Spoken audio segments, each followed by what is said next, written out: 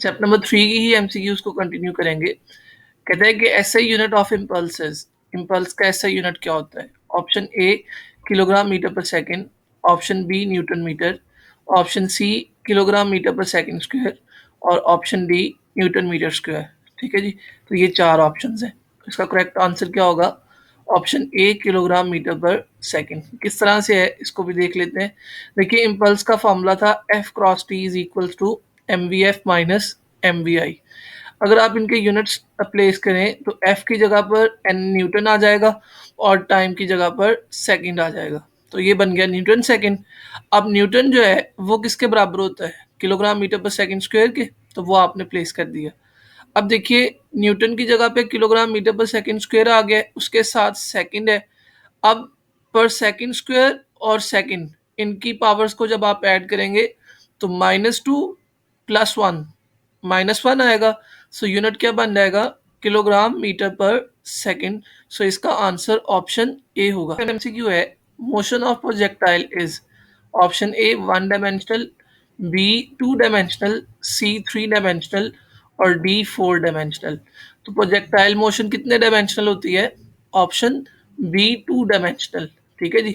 आपने इसकी डेफिनेशन अगर आप देखें टेक्स्ट बुक से तो वो एज इट इज रीजन में मैंने बताई है।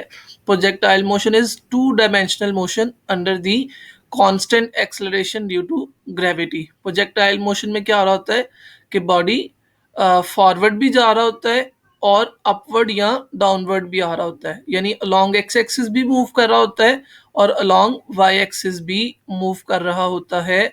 So motion of projectile is 2 dimensional. Next MCQ है, horizontal range is maximum when the angle of projection is option A 30 degree, option B 45 degree, option C 15 degree और option D 0 degree. So इसका answer होगा option B 45 degree. Reason उसकी क्या है? Reason ये है कि अगर आप रेंज का फॉर्मूला देखें तो वो है r is equals to v i square divided by g sine 2 theta. तो बेटा साइन जो है ये मैक्सिमम वैल्यू कब देता है? जब आप इसको एंगल जो है वो 90 डिग्री देते हैं। और एंगल 90 डिग्री कब होगा? अगर आप थीटा की वैल्यू कितनी लगाते हैं? 45 डिग्री। 45 लगाएंगे ना थीटा की वैल्यू, तो 45 जब 2 से मल्टीप्लाई होगा तो वो 90 हो जाएगा और साइन 90 क्या होगा? 1 होगा। और वो साइन के लिए क्या है? मैक्सिमम वैल्यू है। जब साइन के लिए वो मैक्सिमम वैल्यू होगी तो रेंज के लिए भी वो क्या होगी? मैक्सिमम वैल्यू होगी। So horizontal range is maximum for angle equals to 45 degree. MCQ है, an athlete runs with a speed of 12 metre per second. Determine the longest jump he can undertake. बेटा देखिए, आपने लॉन्गेस्ट जंप देखना है ना, तो जाहिर है कि वो जो लॉन्गेस्ट जंप उसका होगा वो उसकी हॉरिजेंटल रेंज होगी। तो आपने मैक्सिमम हॉरिजेंटल रेंज जो है वो मालूम करनी है, जबकि आपकी जो स्पीड है वो कितनी है? 12 मीटर पर सेकंड है। ऑप्शंस है, option A 12 metre, option B 14.4 metre, option C 16.2 metre, option D 24 metre. और इसका आंसर होगा कैलकुलेशन के बाद 14.4 मीटर, यानी ऑप्शन बी।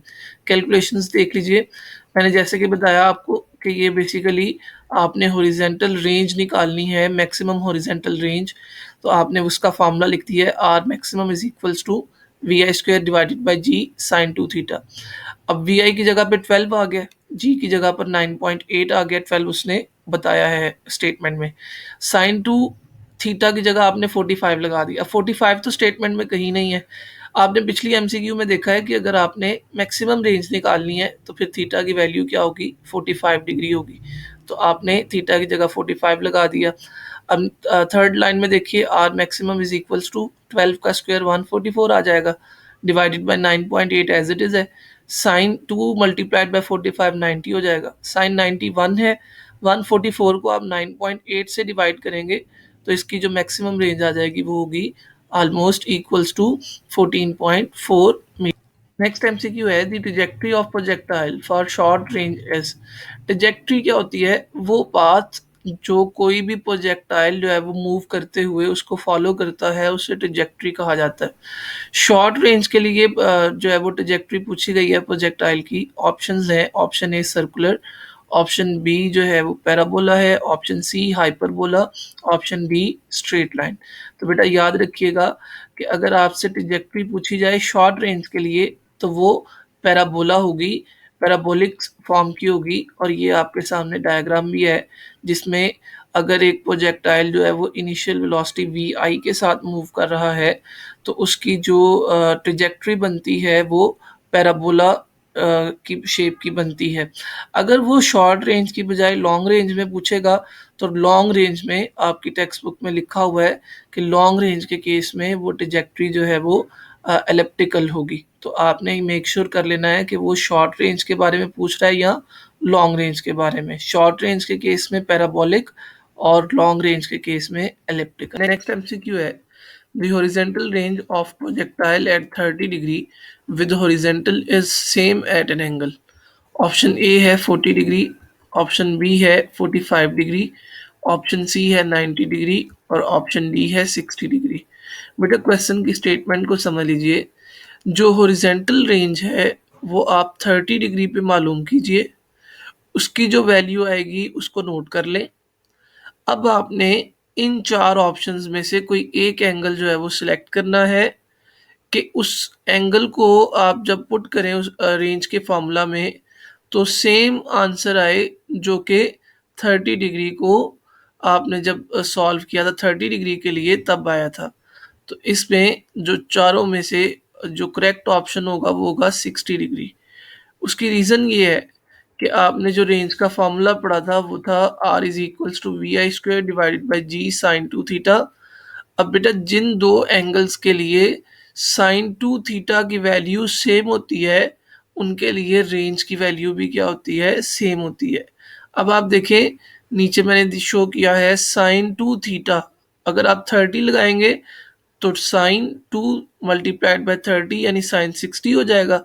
0.866 इसका आंसर होगा। अब अगर आप साइन टू थीटा में थीटा की जगह पर 60 डिग्री लगाते हैं तो sine two multiplied by 60 sine 120 हो जाएगा और साइन 120 भी क्या होता है 0.866 होता है। क्लियर हो गई बात। अब साइन टू थीटा की वैल्यू 30 डिग्री और 60 डिग्री के लिए सेम आई है, लिहाजा रेंज की वैल्यू भी इन दो एंगल्स के लिए क्या होगी, सेम होगी। The angle of projection for which its maximum height and horizontal range are equal। Option A है 46 डिग्री, ऑप्शन बी है 56 डिग्री, ऑप्शन सी है 66 डिग्री और ऑप्शन डी है 76 डिग्री।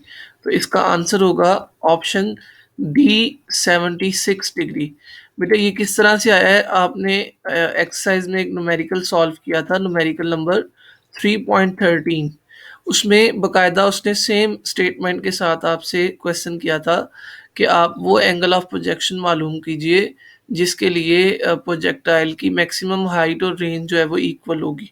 तो उसके सॉल्यूशन में आपने ये देखा था कि उसका आंसर 76 डिग्री आता है। तो इसलिए इस एमसीक्यू का आंसर 76 डिग्री होगा। यहाँ हम डेरिवेशन नहीं शो कर रहे हैं क्योंकि वहाँ आपने कंप्लीट इसको सॉल्व करके देख लिया था।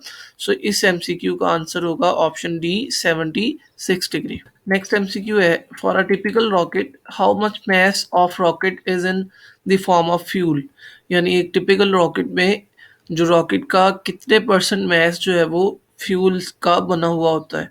Option A 60 degree, option B 50 degree, option C 80 degree और ऑप्शन डी 100 डिग्री।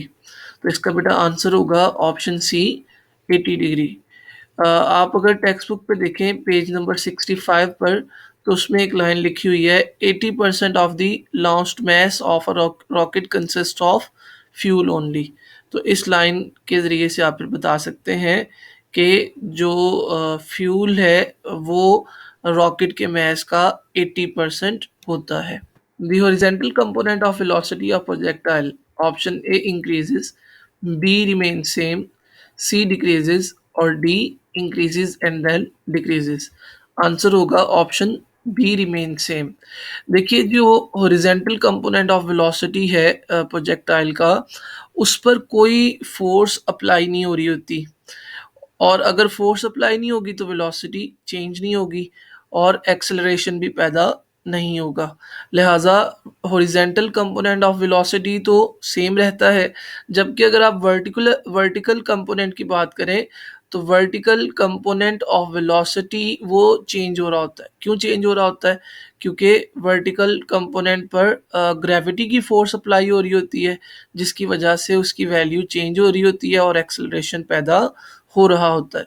तो अगर तो जो सवाल है, जो क्वेश्चन है वो हॉरिज़ॉन्टल कंपोनेंट के बारे में हो, तो फिर आप कहेंगे रिमेन सेम, और अगर क्वेश्चन जो है वो वर्टिकल कंपोनेंट के बारे में हो, तो आप कहेंगे कि वो चेंज होती है ड्यू टू ग्रेविटी।